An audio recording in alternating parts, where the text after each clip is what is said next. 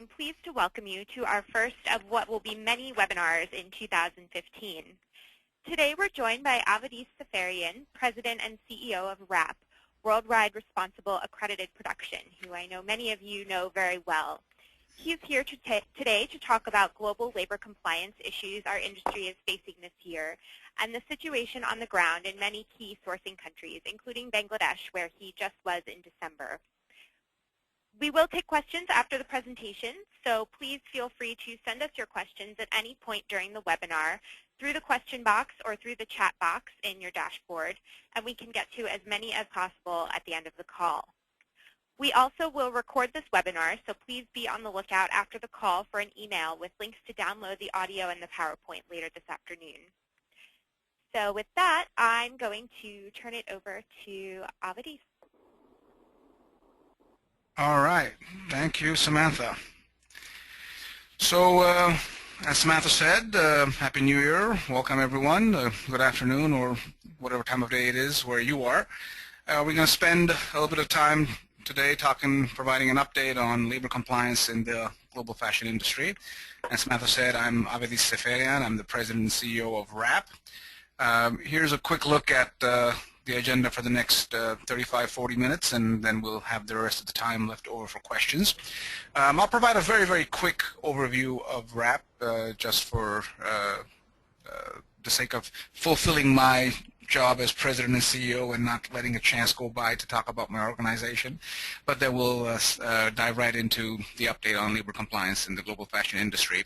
As Samantha mentioned, I'll dwell on some key countries, Bangladesh being top of that list. I'll talk a bit about Cambodia, a little bit about Myanmar, and then talk about some other geographies and other challenging issues more broadly. This will be done in the context of a report we recently prepared for Apparel Magazine entitled The State of Global Compliance. It was meant to provide a high-level view of key social compliance issues for garment industry executives. I'll also not leave things just on the challenge side of the spectrum, talk a little bit about best practices and some broad stroke approaches for solutions to tackling these issues, be they the ones we talk about in the places we talk about, or more broadly best practices for social compliance practitioners in our industry, and some concluding thoughts, and as I said earlier, time for Q&A. So, getting right into it, just to tell you a little bit about WRAP, Worldwide Responsible Accredited Production. Many of you already are familiar with us. You know we're a 501c6 nonprofit organization. What we are is defined in part by what we're not. We're not a membership club. Unlike several other social compliance programs out there, brands, retailers don't get to join WRAP. We are an independent certification organization. We do not certify the brand or the buyer or the parent group. We certify individual production facilities, and that's very much by design. We want to make sure we remain independent of the industry. We don't want to be beholden to any of the brands or retailers that whose supply chains we might be doing audits in, and that's critical for us to be able to do a credible job and maintain our independence. Another way to ensure that we maintain that independence is that our Articles of Incorporation mandate, so by charter we're required to have a board of directors that is majority non-industry. We do have some industry folks on the board. They provide very useful perspective to help us fulfill our mission, but the board by charter is majority non-industry and therefore ensures that we're not going to be overly influenced by the industry that we're monitoring. We are headquartered in the Washington, D.C. area, in Arlington, Virginia to be precise. We have 2 regional offices, one in Hong Kong and the other one in Dhaka, Bangladesh, where I have been spending most of my time over the last several years. We have, in addition to those offices, full-time staff representing WRAP in India, in Thailand, as well as in Vietnam. Altogether, we have 23 full-time staff spread over the world. 11 of these are experienced auditors, 7 of them are accredited trainers, and so between the 2 of those functions, our mission really is to foster social compliance through certification and education. We conduct our audits using third-party monitoring partners, as well as the own staff auditors that I just mentioned. That's it, just to briefly tell you a little bit about the organization. Let's dive right into the update. Let's start with Bangladesh. Bangladesh continues to be the center of the social compliance universe. That's sort of how I've been putting it. We all know the reasons why. This has been a country that's been in the forefront of the news for a couple of years now, and even before that had been very much the center of attention. I know you're all familiar with the compliance issues, familiar with Tazreen, you're familiar with Rana Plaza, but I always like to say that context matters when we talk about Bangladesh, and none of that was happening in a vacuum. It's important to realize that the larger picture in the sort of socio-economic political life of Bangladesh plays an important role in these issues. In this regard, 2013 especially, and the early part of 2014 were very politically turbulent. The year ended with, 2013 ended with the build-up to what was supposed to be the next round of general elections to elect the Prime Minister. And over the last several election cycles prior to that, the tradition had been established that requiring the incumbent Prime Minister or the incumbent political party holding the office to step down and hand over the reins to a caretaker government, a neutral caretaker government, for 3 months leading up to the election. The idea being that with the election commission not necessarily seen as an independent body, the incumbent would have too much political power to control the election process while contesting it while still in the Prime Minister's office. And so the last 2 election cycles before that had happened. Political parties had switched on each occasion, but each time they had stepped down, had handed power to a neutral third party, and contested the election. This time around, however, the incumbent Prime Minister and the Awami League party declined to do so, saying that Bangladesh has matured. Every other country in the world has elections going on where the incumbents stay in office while they contest re-election, and so we're not going to do it. This led to a real heated impasse, and for those of you familiar with Bangladesh, you know the larger story.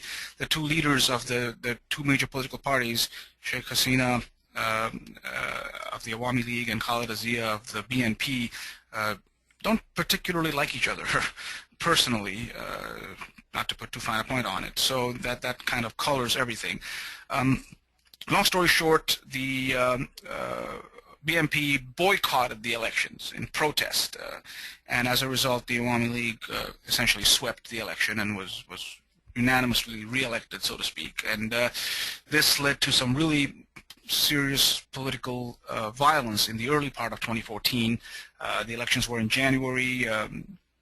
Dozens of people died in the lead up to it. Many deaths occurred on election day itself. But towards the second half of 2014, there was a bit of a lull. The BNP was not particularly effectual in protests and sort of seemed to wither a little bit. Unfortunately, 2015 has started off violently again. January 5th marked the 1-year anniversary of the election, and there was a protest planned by the opposition BNP that may or may not have been an issue were it not for the fact that the incumbent Awami League decided to ban it. They were not allowed to protest. They ended up, depending on whose version you believe, the Awami League is saying that they are providing protective custody to Khaleda Zia. Khaleda Zia is saying they have me under house arrest. And then it's not even her house, it's her office that she's been holed up in. So that's really where we are right now. We've got some major protests going on. We've had several people killed already. There is major hartals being planned, strikes for tomorrow and day after in Dhaka and surrounding areas. So it is a difficult time right now, and it's having an impact on trade and on the ability of factories to get their products out. The BGMEA has, the Bangladeshi Garment Manufacturers and Exporters Association, has come out and expressed serious concern, and so this is going to bear some attention. Alongside it, there was in 13 and 14 there was also a bunch of protests tied to the tribunal set up to try war crimes from Bangladesh's War of Independence. They call it the ICT, the International Criminal Tribunal, and that has once again come into the news along with the general elections issue, because they've handed down another sentence.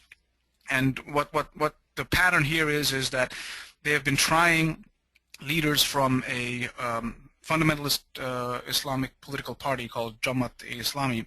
The idea behind it is simply that this party and its leaders sided with Pakistan against Bangladesh seeking its independence in '71, and there's plenty of evidence that they committed a lot of atrocities against their own people. There had not been the political will to try these alleged perpetrators up until quite recently, and so now they are doing that, and every time they hand down a life sentence or a death sentence against the leadership of the party faithful protest on the streets. They were particularly violent last February and into the first round of death sentences, and I was in Dhaka in February on what was the most violent day when 76 people were killed. They're back in the news again as another sentence was handed down. So I say all of this, and I spend a considerable amount of time on this because context does matter. We are seeing a very politically turbulent time in Bangladesh, and it is, in some respects, it makes things a lot harder. But in my mind, not to sound overly optimistic, it does, in fact, further augment my belief that we're seeing progress even in spite of these challenges, and that really is significant, I think, because it was against the background of all of these political issues and really very violent days that in the course of 2014 that many significant changes in Bangladeshi law, labor law, were implemented, including obviously most significantly the minimum wage increase in November of 2013 from 3,000 takas, which is about $38 a month, to 5,300 takas, approximately $68 a month, representing a 77% increase. This is quite significant at the time, and concerns about how it will be implemented have essentially gone unrealized. It's been fairly smooth. There remain some questions as to whether it has been universally put in place, but at least in the first tier we seem to be quite confident that it has gone in and is now well in effect. In addition, earlier that year in July of 2013, the new labor law itself, the broader labor law, was adopted, which very significantly streamlined the union registration system, leading to an incredible increase in the number of unions that are recognized by the Bangladeshi authorities. The other thing to keep in mind, again in context of what was a difficult political year, Bangladesh in 2014 carried out or saw Bangladesh-related some really significant compliance events, trade shows, seminars, and the like that are quite unique when you look back and say so much was done with close attention to one country, one group of issues.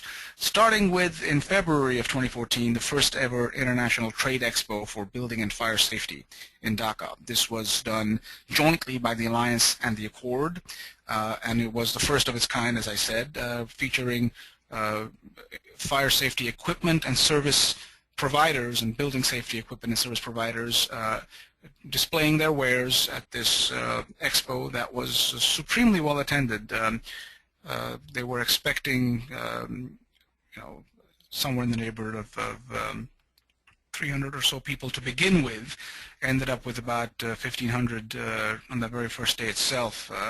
Well over 3,000 attended the whole thing altogether. It was really very, very impressive. There was also a parallel seminar series going on where talks and presentations were given on fire safety. The real positive irony of it all was that at all points in time that hall was packed over and above the fire marshal's limits on the number of people who should have been in there. But again, the level of interest displayed was very heartening, and it was quite clear that another edition of this event was going to be very much welcomed, and as you will see, it did come to pass. Between that, however, there was an event here in the U.S. In June of 2014.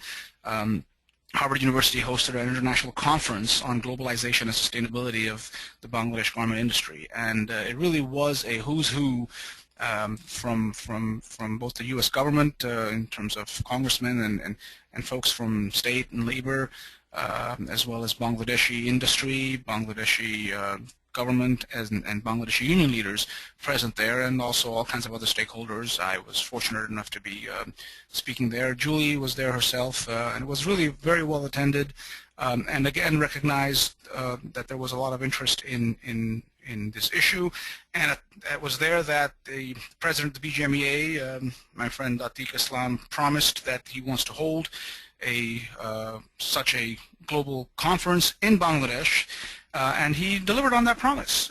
Just last month, we had a week, real bonanza of events in Bangladesh, all taking place alongside each other. The headline being the Bangladesh Apparel Summit, as I said, organized by the BGMEA, incredibly well attended. Just everyone tied in to the industry, government, media, NGOs, brands, obviously, factory owners. They were there. There was a lot of good speeches, a lot of broad policy discussions, and specific topical, in-depth conversations as well. And I was fortunate enough to be one of the speakers there. Alongside it took place the second International Trade Expo for Building and Fire Safety, this time organized by the Alliance on its own. Huge success. Over 10,000 people attended it over the course of the 3 days. Bigger, more exhibitors. Just an incredibly successful event that really showcased how much importance these issues have now come to represent for the industry in Bangladesh. And to wrap things all up, on the final night there was the Social and Environmental Excellence Awards, C Awards, that recognized some best practices on the part of a whole host of factories in Bangladesh. Really very heartwarming and great to be able to point out these success stories. And I won't miss this opportunity to point out that many of the award winners were RAP certified factories. So, where do things stand today in Bangladesh with regards to going forward? The Accord and the Alliance have completed the first round of inspections. They both released annual reports last year detailing some really good progress, as you've seen from media reports. The vast majority of factories in Bangladesh continue to be structurally, physically, posing no imminent threat to the workers. There's a lot of things that can be improved, but the number of factories that have been asked to shut down were minimal, less than 5% at the end of the day. They have been superbly transparent, the Accord and the Alliance, and it's really quite unprecedented. The factory reports from both are published online and can be accessed by anyone who wants to by going to their respective websites. The big part of the work now begins, really, the remediation phase. That's what's coming up next. And there are still many unanswered questions as to what this is going to involve. In particular, the factories especially are concerned with the question of financing. Now, who's supposed to pay for some of the work that needs to be done? Many of these factories are finding themselves needing, for example, to retrofit sprinkler systems, which is not an easy task, certainly in terms of time and in terms of money. So both the Alliance and the Accord have been working on finding ways to arrange for funding, and the Alliance just recently announced last month an agreement with the International Finance Corporation, the IFC, to finance loans for this purpose, and I think that's going to go a long way towards making remediation practicable. So that's where we are. We need to see what happens, and hopefully the progress made so far, which has really been tremendous, will be maintained, and I remain optimistic on that front. It bears noting just briefly that the Accord and the Alliance, however much work they've done, actually don't together cover the majority of the factories in Bangladesh. They're only accounting for, they basically together account for less than 2,000 of what's about 5,000 factories in the country. So there's a third major platform, the National Tripartite Plan of Action, that's supposed to deal with the remainder. And I think it wouldn't be an exaggeration to say that they are slightly lagging. They don't have as much transparency or access to information as the Accord and the Alliance do.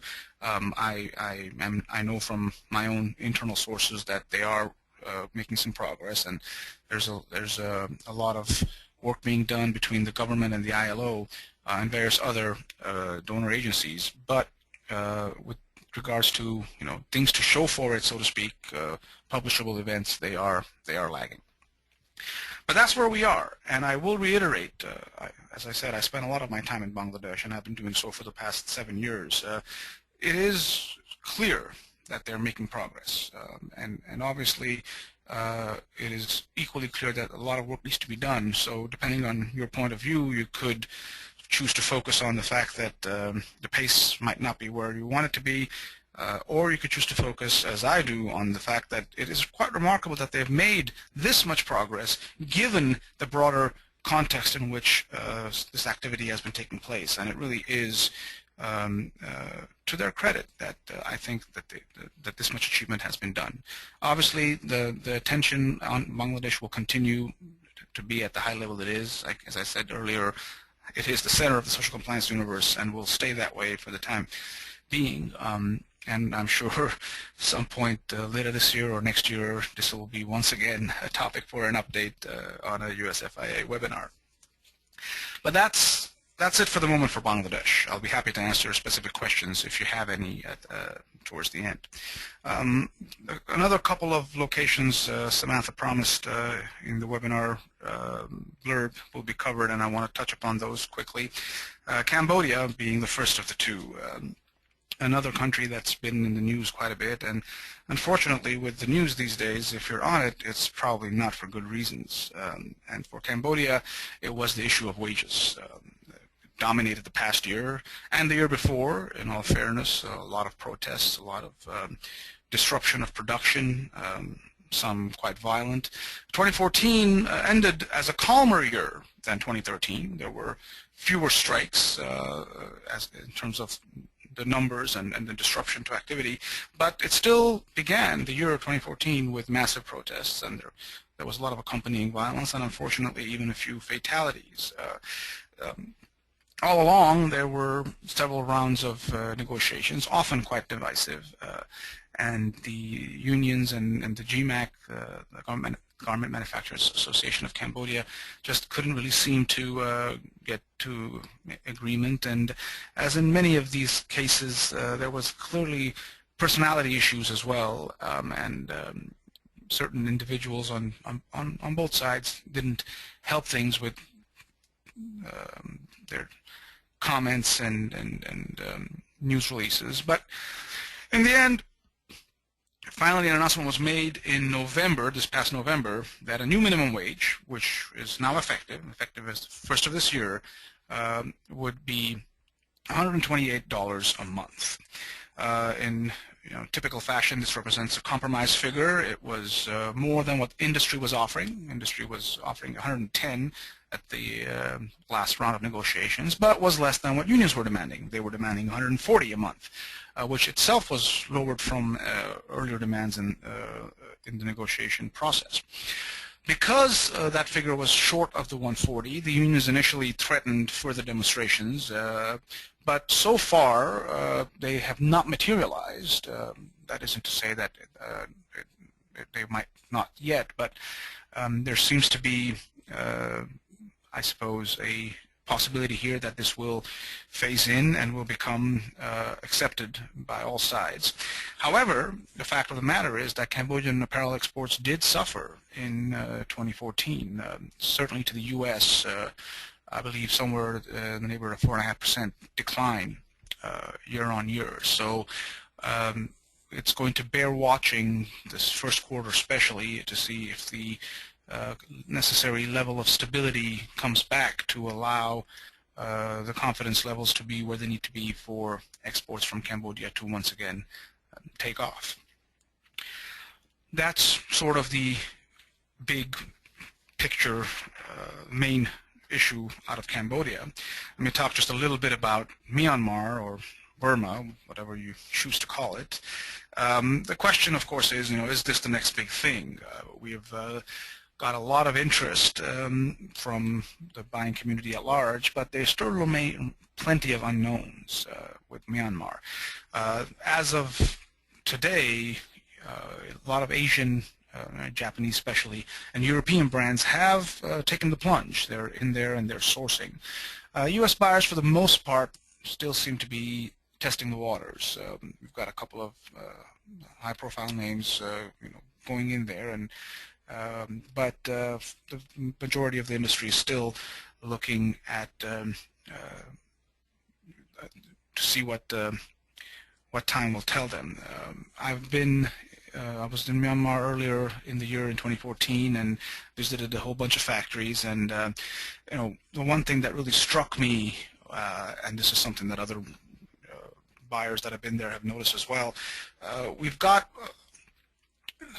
a whole bunch of factories in Myanmar that are owned by local Myanmarese interests, but we also have a significant number of factories that are FDI, foreign direct investment factories, and there is really a big difference from a social compliance point of view between those two factories, because the foreign direct investment owned factories, the Korean owned, the Chinese owned, the Vietnamese owned factories, come in with a certain degree of knowledge of social compliance and the importance of with regards to sourcing, whereas the Myanmarese factories have been hampered by the fact that Myanmar's long-time isolation from the rest of the world very neatly coincided with the whole period in which this idea of social compliance came to prominence.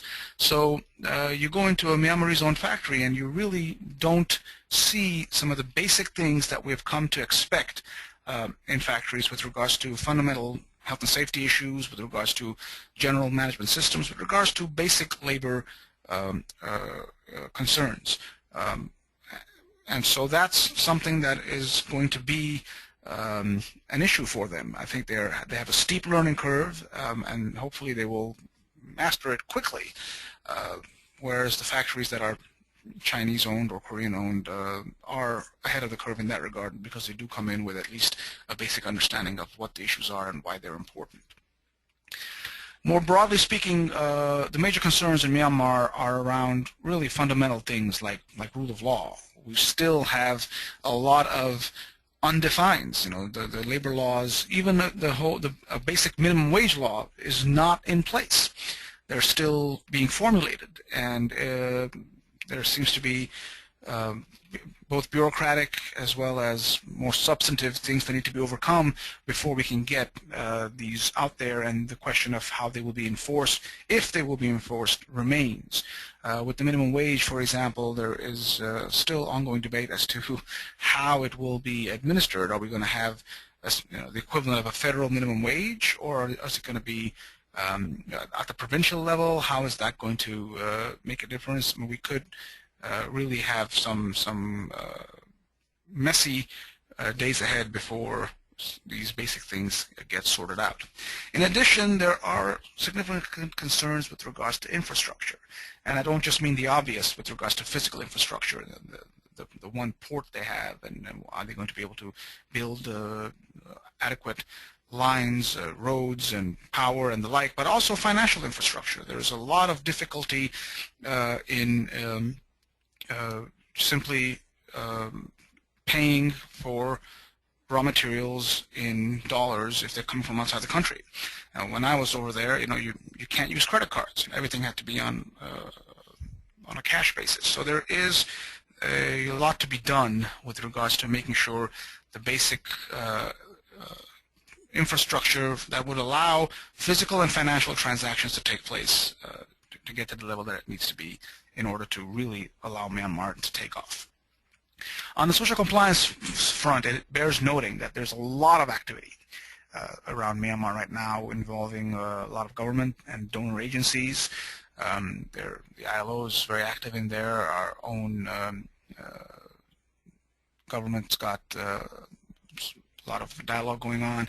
The Europeans, the British, the Dutch, even the Germans have a lot happening, and there's a lot of conversation around trying to quote-unquote get things right from the start in Myanmar, so that we don't have to witness another round of different codes, different agencies, a multiplicity of actors. Will it be possible to streamline it this time?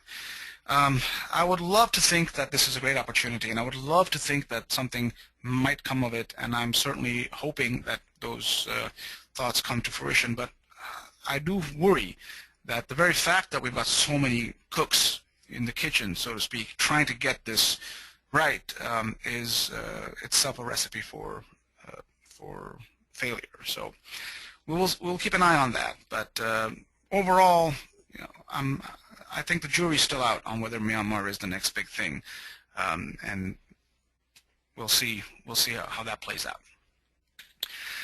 Those are the specific countries to focus on. I'll talk just a few minutes about more broadly other challenging areas and issues.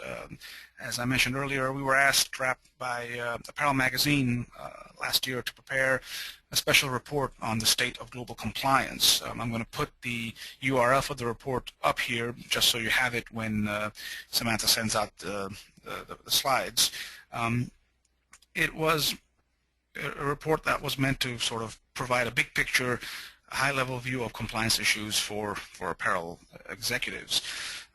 Sort of the theme, it concentrated very much on substantive concerns in specific geographies. But I think if you read it and step back from it, the major theme that emerges really is changes on the social compliance scene. We've evolved our approach to compliance, to responsible sourcing over the past decade and a half, and really transparency and partnership are becoming more and more the norm, and are definitely replacing the old comply or die approach. We're recognizing that it isn't simply an on-off switch, and you want to be able to engage with your supply chain, and you want to be able to be transparent and have partnerships so that you do achieve sustainability as opposed to simply being able to have a binary state of in compliance or not. So I'll dwell a little bit more on this when I talk about best practices and solutions, but switching to substantive concerns, the topics of wages, of working hours, and of general health and safety remain the main challenging issues pretty much across the board. Some are more emphasized in certain geographies and others less in different ones. Obviously, as you've seen, for example, Cambodia, wages was the big thing. In Bangladesh, the issue of building safety and fire safety, health and safety was a big thing. Working hours is a big thing in China. Continues to be a very big thing in China. The question for China, of course, is, as a sourcing destination, is it plateauing? And different trade statistics will give you slightly different answers, but there's no question that it is shrinking in terms of the percentage of world apparel exports. But the fact of the matter is, it's still by far the single largest player. And I do think that one of the sub-trends here is that it's become a much more efficient player. China has seen significant wage increases over the years, but because of the efficiency of the needle, the overall cost of producing in China is not necessarily that much less competitive than in cheaper countries which are not as efficient. So yes, I don't think China is going to suddenly turn around and see a big uptick in its share of world apparel exports, but it will continue to remain the single biggest player for some time to come yet. So if it is plateauing, it's still plateauing at a very high level. The other big player in the region now in Southeast Asia is Vietnam, and it's definitely been growing. All the trade numbers point to this. Much of the growth is in anticipation of the soon-to-come free trade agreement that it will be a party to, the TPP, the Trans-Pacific Partnership, but we're still waiting for it. There's a lot involved here, not least being whether our own Congress will reauthorize TPA and the like, so I'm sure Julie can give anyone who wants more details on this as an expert on the matter, but the larger picture really is that most expectations still think of TPP as a when, not an if, and so we're still waiting for it, but Vietnam is already reaping the benefits of what is yet to come, and it continues to grow. India is going to be interesting to look at in 2015. There are different opinions and some in jest, others taking it more seriously. I call it a modified era with the election of the new Prime Minister Narendra Modi, who is seen across the board as being much more business friendly and certainly a change from the old way of doing things. His election shortly before mid-year last year was greeted very positively, both in the political press as well as on the financial side, with the various Indian indices doing happy dances, so to speak, and there seems to be some reason to believe that it will continue to have positive influences on business. The government's announcing various initiatives for the apparel sector especially. It continues to be an important industry for India because it is so labor intensive, and obviously jobs are important there. So there's reason to think that India is going to become a more important player. I've always felt that it has never quite lived up to its potential over the past several years, and now perhaps it will do so, or at least get closer to it. So I think it's going to be interesting to watch India over the course of the year. And another general note of interest from a geographic standpoint is Africa, broadly speaking. It's tough to lump it all into one. It's such a huge continent, and people tend to lose sight of that. But there is clearly an increased interest in Africa. We're seeing more and more attention being paid to it. I was at a couple of major trade events there last year, and there does seem to be a real sense of potential there. Some of the infrastructural issues and the financial and political stability issues that have plagued Africa in the past have gotten a lot better. Although obviously last year and still to this year we continue to have concerns over health issues in West Africa, but there is an increased interest in sourcing out of there. AGOA renewal, the African Growth and Opportunity Act, remains pending, and the expectation is that it will go through, and that will of course make a huge difference.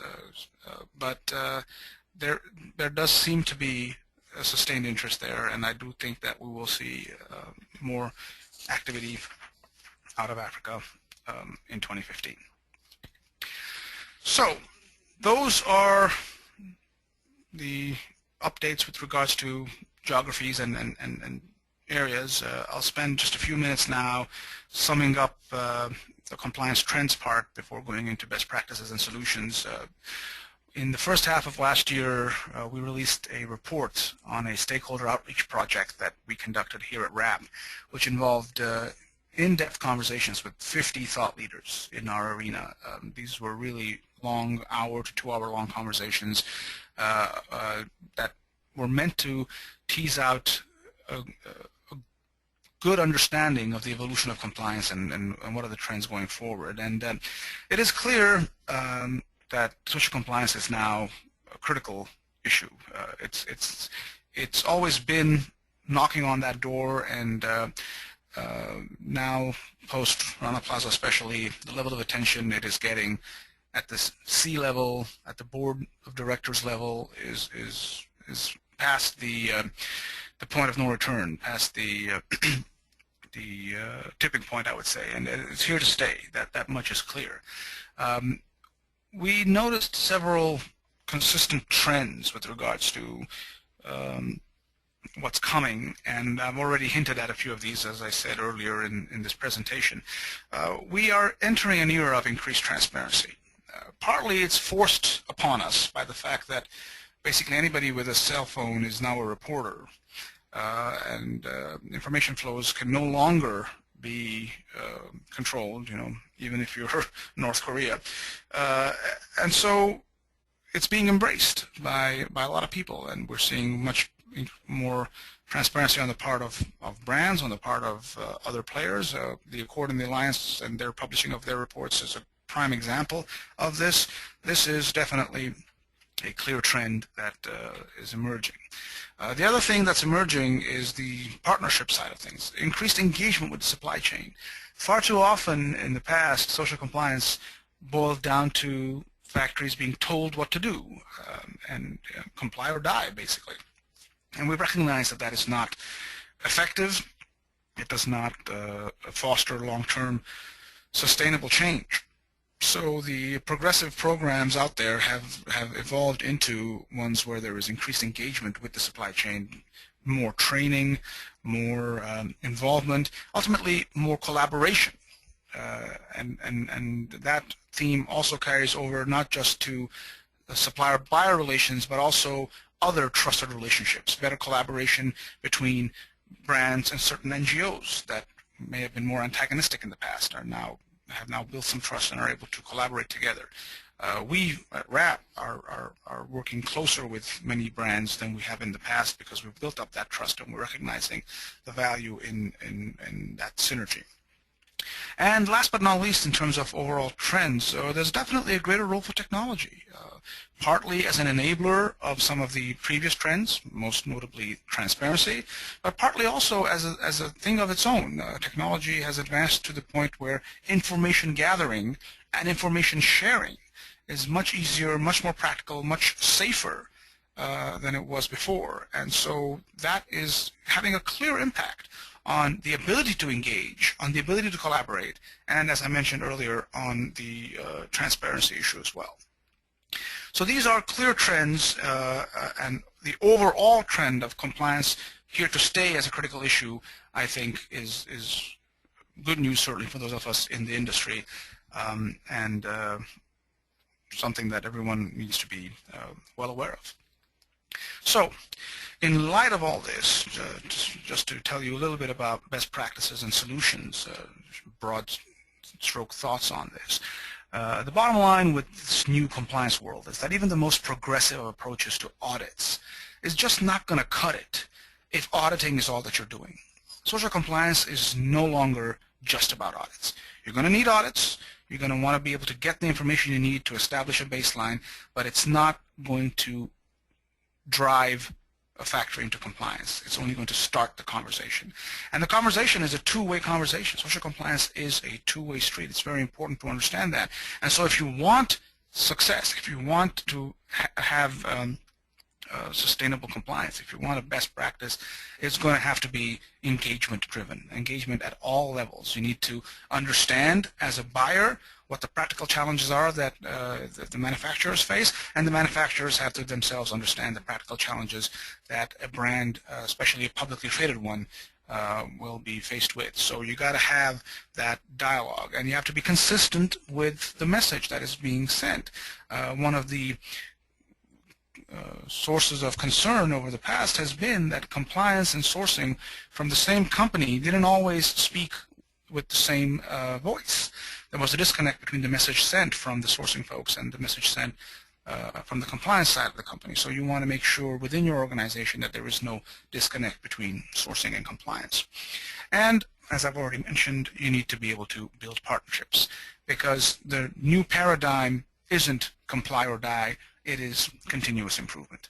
How can we work together? How can we establish the parameters for a ongoing relationship that will lead to sustained compliance. In the end, a big part of this engagement is going to be ongoing training and education, because one thing that is clear is that even for factories that do get it, do understand the importance of this, and do want to comply, their ability to do so is limited.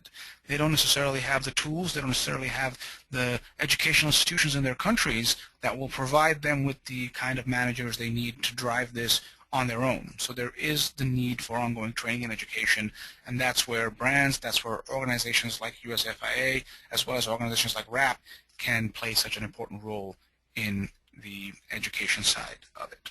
And that's what we do, just to sort of put this into a specific context for one slide here. RAP has adopted all these practices, and this has been our approach to compliance. We have a management systems approach to compliance and sustainability. It is not simply a checklist to go in and show me where the exits are, show me where the fire extinguishers are. No, we engage with the facilities. We want to build relationships. We want to understand how they go about addressing these issues from a systemic perspective, not simply from a show the buyer when they show up perspective. And so that's very important to make sure that that you build those relationships and make them understand why they're being asked to do what they're being asked to do, so they can then internalize it, make it their own, make it work for the long term. And again, to repeat, education becomes very essential for this. So over the years, we've augmented our certification program with some very important training offerings, chief among them being internal auditor training that will allow factories to get the requisite management skills internalized. Their own people will know how to go about setting up systems and not simply have to wait for one audit to the next to be told what the problem is. They can do it themselves. That's the whole point. Internalize it, own the process. We also have topic-specific training, such as a very, very successful, very popular fire safety training program that we've rolled out all over Asia, but obviously in Bangladesh in particular, with over 3,000 people trained over the last year and a half. And the key is that we do this training in the local language. We want to make sure that it gets to the individuals without anything getting lost in translation, because they're the ones who need to be able to deal with this. And in many of these countries, as you know, English is not their first language. It's not even a language that they are comfortable in. So it becomes important to get that training to them in a way they can understand it easily. It's also important for training to be practical. For fire safety, what I like to say is, it's not simply about evacuation. It's good to know what to do when there's a fire, but fire safety really is about preventing fires, not simply dealing with fires after they happen. So it's important to take such a practical approach, and that's what we do. So, in conclusion, we all know today's apparel supply chain is a fragmented one, it's a very complex one, and it's definitely a worldwide one. All of the issues that already become difficult to deal with as a result of the nature of the supply chain get further complicated by the fact that we have this wonderful modern technology that allows for instant global communication. So there's no way for any event to stay hidden, whether it's in China or Bangladesh or anywhere else.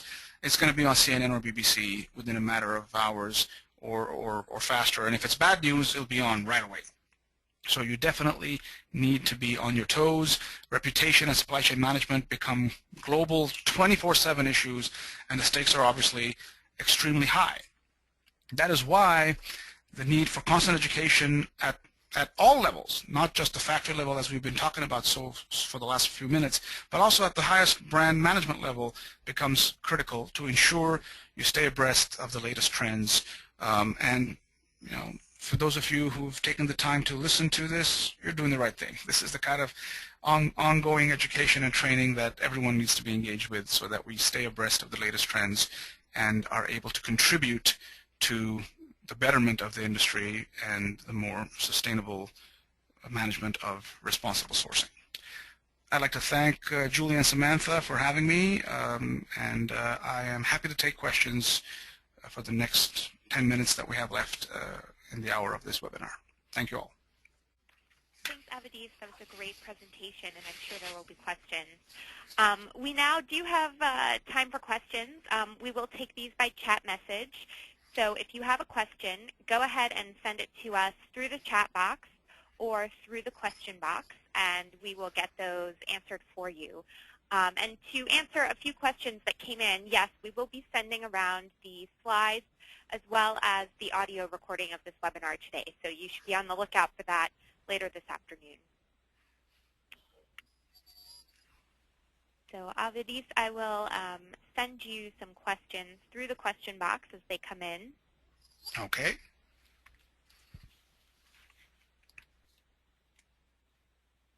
And I think we have one in there. Can you see it, or do you want me to read it? I'm not seeing it at my end, so either forward. Oh, hang on. Maybe I'm looking at the wrong box. Something's popped up ahead. It's just a very small box. I don't know how to make it bigger. Undock the pane. Here we go. If social compliance is evolving, will audit companies be able to expand their roles? As an example, support the conflict minerals requirement. That is a very good question, and I do know that several audit companies are doing precisely that. They are expanding their offerings, and they are adding conflict mineral checks and other type things.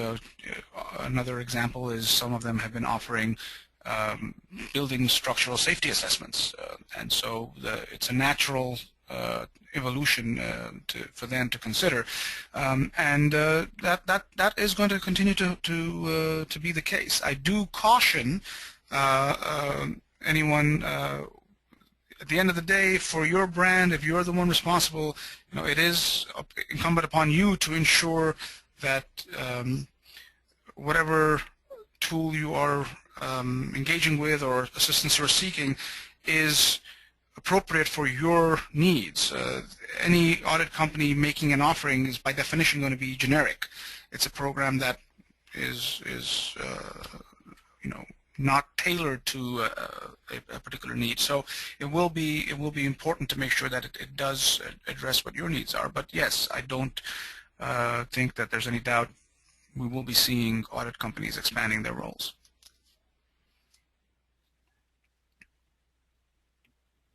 Avedis, you talked a lot about Asia.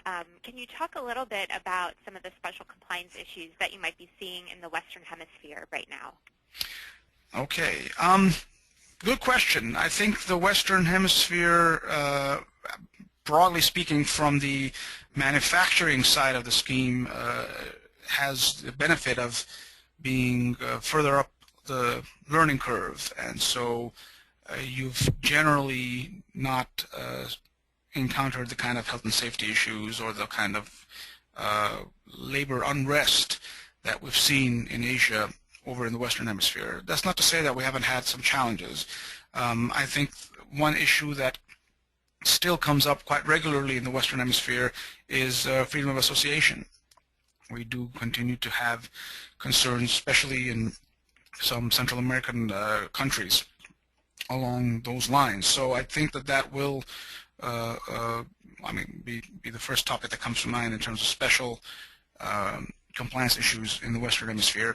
What's more interesting to me is in the Western Hemisphere is not so much compliance at the factory level, but the increased attention that compliance issues are getting at sort of the company brand corporate level. And by that I mean a lot of movement on essentially legislation that is meant to tackle compliance issues.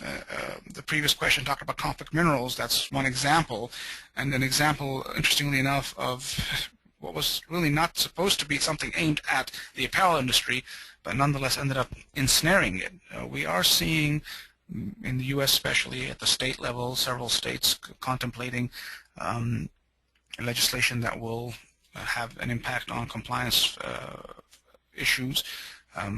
California's Transparency in Supply Chains Act, SB 657 as it's more popularly known, has already been in place now, although I suppose you could argue that the impact that it's had was not what it was expected to be, but consistent concerns about there possibly being an attempt to have a federal version of that put in place they're still out there. So I would say that in the Western Hemisphere, I would think that the special compliance issues are really more higher level legislative concerns, and as I said, at the manufacturing level, still some ongoing concerns about freedom of association. Okay, we have a couple other questions in here. Is it okay if I take them, Samantha? Or go for it. Do you ever foresee the industry adopting a single audit program that can be used by any shipper buyer? Some factories are audited 5 to 10 times by different buyers. This is not only onerous for them, but disrupts their production. Is this a dream? Jeffrey, this is a sweet dream, yes, but I'm afraid it is just that, a dream. We've gone through so many attempts, and I've given up on hoping for a single program. Having said that, as I mentioned, as the trends of transparency and greater collaboration within trusted relationships continue to play out, I do think that we will be able to reduce audit fatigue, which is the second part of your question, not by adopting a single audit program, but by getting to where there is a lot of inter-acceptance of audit programs. So there's not going to be a single code out there, but there will be enough trust between many of these codes and many of these buyers that they will be able to accept from one among many, as opposed to insisting on their own. So the dream, as we all dreamt it initially, is not likely going to come to fruition, but some version of it will come to pass, I do believe. And at the very least, the current nightmare of audit fatigue will be woken up from. I think I've tortured that analogy long enough. When you say audits aren't enough, if there are education, desktop review, and re-audits done, when do you trust the manufacturer and call them compliant? Katie, that's a brilliant question, and one that, frankly, I don't think there is a good single answer to. A lot of the times, the trust is only going to be possible over time. So that's why you will need the audits. You will continue to need that baseline of information. But more importantly, you're going to need to see what they're doing with it. So if I audit a factory and you know they show up short on points A, B, and C, but I can see that they're working on it, and within a reasonable amount of time, points A and B are done. C still needs more work, but they're doing that too. You know, over time, I'm going to be able to get that trust. And so next time around, if now a new issue comes up that they are somewhat behind on, then I should have had enough trust built over my experience with issues A, B, and C to say, all right, I'm going to call you compliant because you're still working on D. Because really, compliance, as I said earlier, is not a binary state. It's not on or off. It's really a state of being. Factories will never be 100% absolutely, clean as a whistle. There's always going to be issues that they're always going to need to be working on, just like we are in our own organizations. So I think if we do have that trust built over time, we can continue to call them compliant even if they're working on stuff, because that's just the reality. There will always be stuff to work on. Here's another one. As you said in the beginning of the webinar, the tragedy of Rana Plaza led to the industry coming together to develop common standards and common training in Bangladesh. What is your perspective about the possibility of companies eventually taking similar steps in other countries, especially Burma, for example?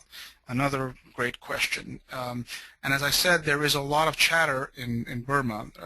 There are companies involved in that chatter, but right now it's being led largely by governments and organizations like the ILO. I do think that there is a possibility that they will do so. I don't anticipate the sort of recreation of an alliance or an accord in Burma or anywhere else for that matter. I don't know if there is, bluntly put, the stomach for something at that level, but I do honestly think that either formally or informally. In fact, informally it's already happening. Brands talk to each other a lot more. There is definitely more communication between the buyers and the compliance people as various industry seminars and forums have sort of established themselves as the go-to places. You rub shoulders with one another, year in, year out, you're going to build that trust. So there is that happening. Is it going to crystallize into common standards and common training like it did in Bangladesh? I wouldn't put money on that. But I do think, as I said in response to the dream question, even if we're not going to be coming to a single standard across the board, we are going to see more and more mutual recognition. And so it should have, in the end, sort of the same effect, which is reducing the need for onerous multiple audits.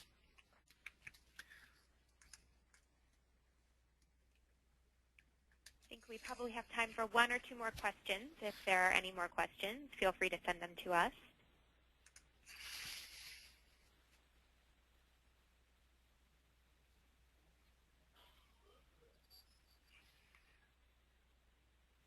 Avedis, any closing thoughts before we conclude the webinar?